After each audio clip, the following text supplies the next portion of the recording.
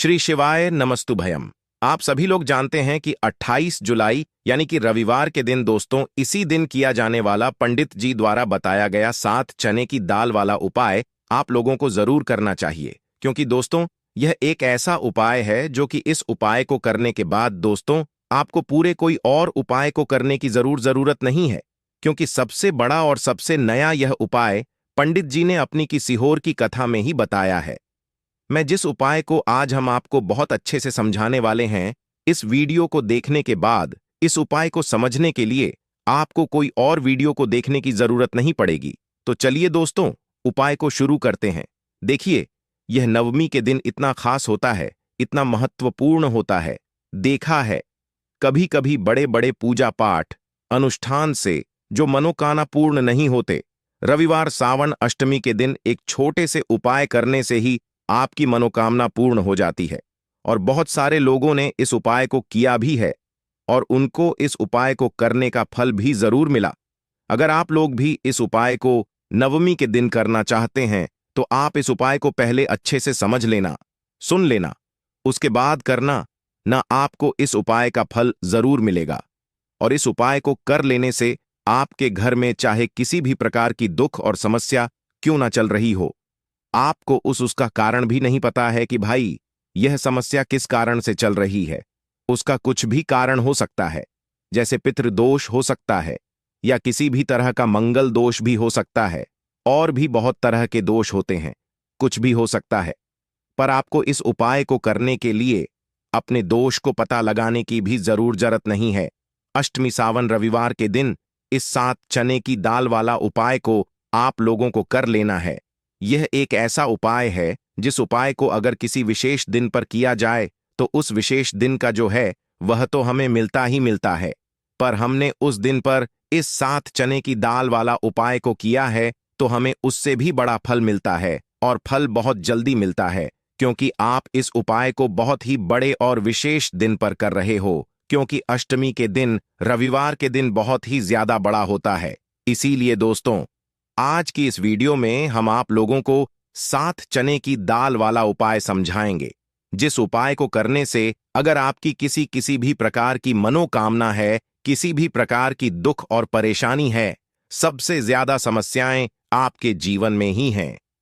अगर आपको धन प्राप्ति नहीं हो पा रहा है, रुपए पैसे की आपके घर में लगातार दिक्कत परेशानियां चलती चली आ रही हैं, आपका व्यापार आपकी नौकरी अगर अच्छे ऐसे नहीं चल रहे हैं जिसकी वजह से घर में लगातार आर्थिक समस्याएं बनी रहती हैं, घर का कोई ना कोई सदस्य अगर बीमार रहता है, आपस में एक दूसरे से लड़ाई झगड़ा होता रहता है, किसी की अगर बनती नहीं है, तो पूज्य गुरुजी ने कहा है कि जब आपके जीवन में ऐसी परिस्थितियां आ जाएं कि आप एक एक रुपए खर्च करने से पहले कई बार सोचने लगे हो, आपको धन प्राप्ति अगर नहीं हो पा रहा हो, तो आपको सिर्फ और सिर्फ 7 चने की दाल वाला उपाय ज्येष्ठ नवमी के दिन से शिवलिंग के सामने एक ऐसा विशेष उपाय करना है जो आपकी इन सारी समस्याओं को सिर्फ 7 दिन के अंदर ही समाप्त कर दे।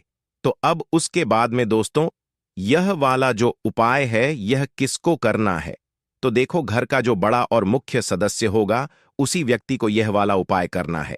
आज का यह वीडियो बहुत ही खास होने वाला है, क्योंकि रविवार अष्टमी की तिथि में किए जाने वाले 3 विशेष उपाय आज आपको इस वीडियो में बताए जाएंगे। यह उपाय आप अपनी समस्या के अनुसार कर सकते हैं। इन उपायों में आपको धन प्राप्ति के उपाय बताए जाएंगे, आपकी मनोकामना पूर्ति के उपाय बताए जाएंगे, जीवन में किसी भी प्रकार के संकट चल रहे हैं, समस्याएं चल रही हैं तो उनको दूर करने के उपाय बताए जाएंगे। चलिए जानते हैं पूज्य गुरुजी द्वारा बताए गए सबसे पहले और सबसे खास उपाय के बारे में। चलिए जानते हैं पूज्य गुरुजी द्वारा बताए गए सबसे पहले और सबसे खास उपाय के बारे में। इस उपाय के लिए आपको सबसे पहले जरूरत पड़ेगी एक लोटे जल की। लोटा आप तांबे का ले लीजिएगा और जल आपको अपने किचन से लेना है। फिर इसी के साथ आपको सिर्फ 1 या 2 गुड़ के टुकड़े ले लेने हैं, छोटे छोटे गुड़ के टुकड़े आप ले लीजिएगा। फिर सबसे आखिर में आपको ले लेना है 5 या फिर 7 या फिर 11 या फिर 21 चने की दाल। जितनी भी आप चने की दाल ले सकते हैं उतनी आपको ले लेनी है। देखिए अष्टमी रविवार के दिन सावन अष्टमी की तिथि पड़ रही है। अष्टमी का दिन भगवान नारायण को समर्पित होता है और अष्टमी के दिन पीले रंग की सामग्री का किया गया कोई भी उपाय हमारे महादेव को अत्यधिक प्रिय लगता है। इसलिए आपको यह चने की दाल ले लेनी है। अब यह 3 सामग्री लेकर आपको शिवालय पहुंच जाना है। इस उपाय को अगर आप शाम को प्रदोष काल के समय में करेंगे तो आपके लिए सर्वोत्तम रहेगा। लेकिन बहुत से ऐसे लोग होते हैं जो दोष काल के समय इस उपाय को नहीं कर पाते हैं, तो फिर आप पूरे दिन में किसी भी समय इस उपाय को कर सकते हैं। देखिए, शिवालय पहुंचने के बाद आप एक कोशिश करिएगा कि आप दक्षिण दिशा में बैठ जाइए और उत्तर दिशा की तरफ अपना फेस कर लीजिए। लेकिन अगर शिवालय में भीड़ है तो ऐसी स्थिति में गुरुजी कहते हैं कि आप किसी भी दिशा में बैठकर शिवलिंग की पूजा प्रार्थना कर सकते हैं। अब देखिए, आप जो गुड़ के टुकड़े लेकर आए हैं उनको इसी एक लोटे जल में डाल लीजिए और ओम नमः शिवाय मंत्र का स्मरण कर लीजिए। यह कार्य आपको शिवलिंग के सामने ही करना है। फिर इसके बाद आप जितनी भी चने की दाल लेकर आए हैं उनके ऊपर इस जल से थोड़ा सा जल डाल लीजिए, जिससे आपकी यह चने की दाल गीली हो जाए, थोड़ी सी गीली हो जाएंगी। अब आपको चने की दाल यह अपनी हथेली में रखनी है और महादेव से प्रार्थना करनी है। लेकिन कौन से महादेव से? वृहदेश्वर महादेव से आपको प्रार्थना करनी है कि मेरे जीवन में धन प्राप्ति से संबंधित बहुत ज्यादा समस्याएं चल रही हैं। व्यापार अच्छे से नहीं चल रहा है, नौक में कोई ना कोई बाधा आ जाती है। जिस भी प्रकार की आपकी मनोकामना हो उस मनोकामना का स्मरण करिए, वृहदेश्वर महादेव से उस कामना को पूर्ण करने की प्रार्थना करिए और फिर यह चने की दाल आपको शिवलिंग के ऊपर समर्पित कर देनी है। जितनी भी चने की दाल आप लेकर आए हैं उनको एक साथ शिवलिंग के ऊपर समर्पित कर दीजिए। अब देखिए, यह दाल समर्पित करने के बाद आप जो एक लोटा जल लेकर आए हैं जिसमें आपने गुड़ के टुकड़े मिलाए हैं, उस जल से आप थोड़ा जल सबसे पहले श्री गणेश जी वाले स्थान में समर्पित कर दीजिए। फिर थोड़ा सा जल आप श्री कार्तिकेय जी वाले स्थान में समर्पित कर दीजिए। फिर थोड़ा सा जल माता अशोक सुंदरी वाले स्थान में समर्पित कर दीजिए और फिर थोड़ा सा जल माता पार्वती के हस्त कमल में समर्पित करते हुए आपको बाकी बचा हुआ पूरा जल शिवलिंग के ऊपर समर्पित करते जाना है और लगातार ओम नमः शिवाय या फिर शिव महापुराण के मूल मंत्र श्री शिवाय नमस्तुभयम, इन दोनों में से किसी भी एक मंत्र का लगातार स्मरण करते जाना है।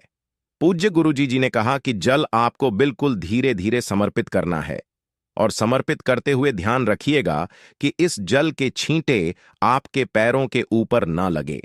फिर उसके बाद वहीं शिवलिंग के सामने बैठकर वृहदेश्वर महादेव से प्रार्थना करते हुए आपको वापस अपने घर आ जाना है।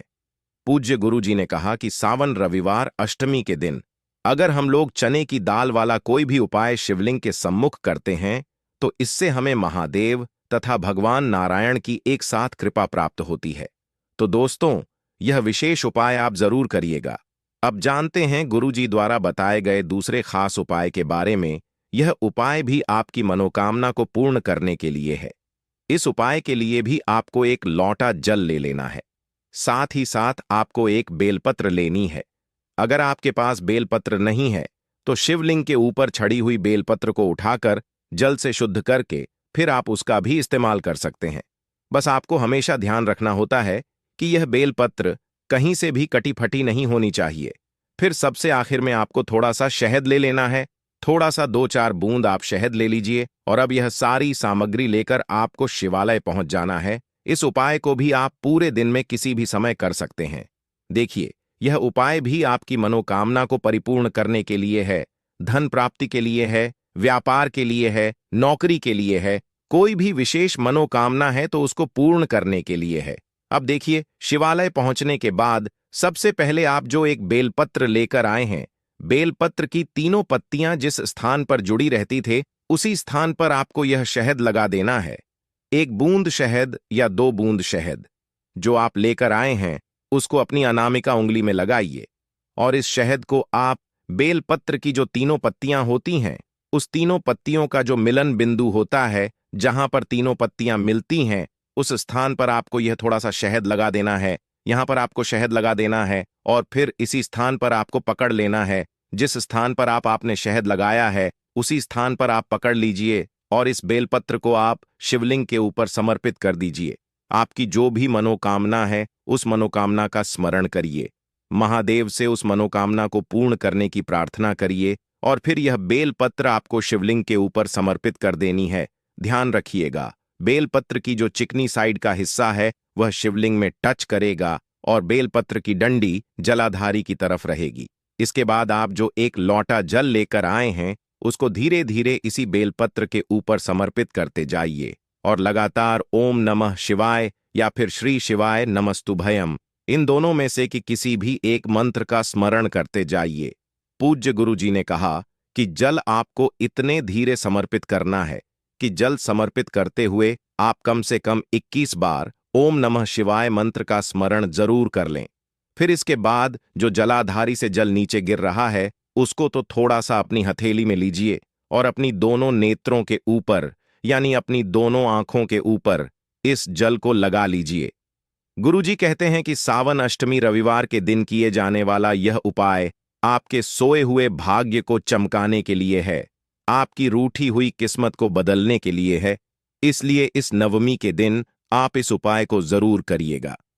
अब बात करते हैं आखिरी उपाय के बारे में।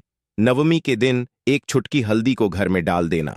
इस छोटे से उपाय को नवमी के दिन करते ही आपके जीवन से निर्धनता और गरीबी भी दूर हो जाएगी और आपके घर में, आपके जीवन में कभी भी लौटकर निर्धनता और गरीबी नहीं आएगी।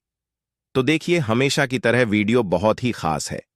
एक चुटकी हल्दी जो आपको अपने रसोई घर में, अपने किचन में ही बहुत आसानी से मिल जाएगी। इस एक चुटकी हल्दी से आप अपने जीवन के इतने बड़े बड़े दुख और कष्टों को दूर कर सकते हैं जिनके बारे में आपने कभी कल्पना भी नहीं की होगी। आपको लगेगा शायद कि एक चुटकी हल्दी क्या ही करेगी, लेकिन एक चुटकी हल्दी आपके जीवन में धन को लेकर भी आएगी, धन को बढ़ाएगी भी और आपके घर में धन की वर्षा भी होगी। तो देखिए, हल्दी का संबंध किससे है? भगवान विष्णु से और देव गुरु बृहस्पति से। हल्दी के जितने भी उपाय आप करते हैं इससे आपकी कुंडली में गुरु बहुत मजबूत हो जाता है और साथ ही साथ स्वास्थ्य से जुड़ी समस्याओं से भी आपको छुटकारा मिल जाता है। अब जो लोग अपने जीवन में हमेशा ही पैसे के लिए परेशान हैं, जिनके पास पैसे की कमी बहुत है या जिनके पास पैसा आसानी से नहीं आता है, आसानी से नहीं आने का मतलब कि मेहनत बहुत करते हैं लेकिन जितना पैसा मिलना चाहिए उतना नहीं मिलता है, जितना व्यापार और बिजनेस चलना चाहिए उतना नहीं चलता है, तो कहीं ना कहीं आपकी कुंडली में ऐसा समझ लीजिए गुरु मजबूत नहीं है। और जब तक आप अपनी कुंडली में गुरु को मजबूत नहीं करेंगे, आप कुछ भी कर लेना, कितनी भी उपाय कर लेना, सफल नहीं होंगे। कभी भी आपके जीवन से निर्धनता दूर नहीं होगी। और जो एक चुटकी जल्दी का उपाय आपको बताएंगे, इस उपाय को करने से ऐसा समझिए रातों रात आप अपने जीवन में धनवान से भी ज्यादा धनवान बन जाएंगे। तो चलिए सबसे पहले बात कर लेते हैं सबसे पहले उपाय की, जो कि हल्दी से ही आपको करना है। और इस उपाय को करने से आपके घर में पैसा आना शुरू होगा, क्योंकि जो लोग कहते हैं कि हमारे घर में पैसा नहीं आता है, हमारी तिजोरी में पैसा नहीं रुकता, हमारे पास फिजूल खर्ची बहुत ज्यादा होती है, या जिन लोगों को कहीं ना कहीं लगता है कि उनके घर में कुछ ऐसी चीजें हैं जो उन्हें अपने जीवन में पीछे कर रही हैं, कहीं ना कहीं नकारात्मक ऊर्जा है, तो हल्दी का यह छोटा सा उपाय नवमी के दिन करना है। आपको क्या करना है, थोड़ी सी पीसी हुई हल्दी लेनी है, ठीक है ना। अब इस पीसी हुई हल्दी को, सूखी हल्दी को है ना, आपको इसको चाहे तो आप गीला कर लें, चाहे सूखी हल्दी। आपको अपने घर की बाउंड्री, आपके घर की जो बाउंड्री है उसके ऊपर, दीवारों की ऊपर आपको हल्दी की रेखा बनानी है। हल्दी से एक रेखा बनानी है चारों तरफ। आपके घर की बाउंड्री है उसके चारों तरफ, चाहे तो आप सूखी हल्दी से बना दें या फिर हल्दी में थोड़ा सा पानी डाल लें और फिर उससे आप हल्दी की एक रेखा आपको चारों तरफ बनानी है। इससे होगा क्या? सबसे पहली चीज कि आपके घर में कभी भी नेगेटिव एनर्जी, नकारात्मक ऊर्जा प्रवेश नहीं करेगी, और दूसरी चीज कि आपके घर में हमेशा पॉजिटिव एनर्जी, अच्छी ऊर्जा बढ़ेगी। जिस घर में हल्दी के उपाय किए जाते हैं वहां देवी देवता वास करते हैं। देखिए, हल्दी के उपाय करके ऐसा नहीं कि आप अपने जीवन से गरीबी और निर्धनता को दूर करते हैं, आप अपने जीवन के हजारों लाखों कष्ट और दुखों को दूर कर देते हैं। हल्दी आपके स्वास्थ्य को भी उत्तम करती है, हल्दी आपके पैसे को बढ़ाने का काम भी करती है। तो यह पहला उपाय तो विशेष का जरूर करें, जिससे कि कभी भी आपके घर में नेगेटिव एनर्जी ठहरे ना और आपके घर में घुस ना पाए, एंटर ना कर पाए। तो हमेशा की तरह आपको हमारी वीडियो को लाइक करना है, चैनल को सब्सक्राइब करना है, कमेंट में अपनी राशि और अपना नाम महादेव के नीचे अवश्य लिखें।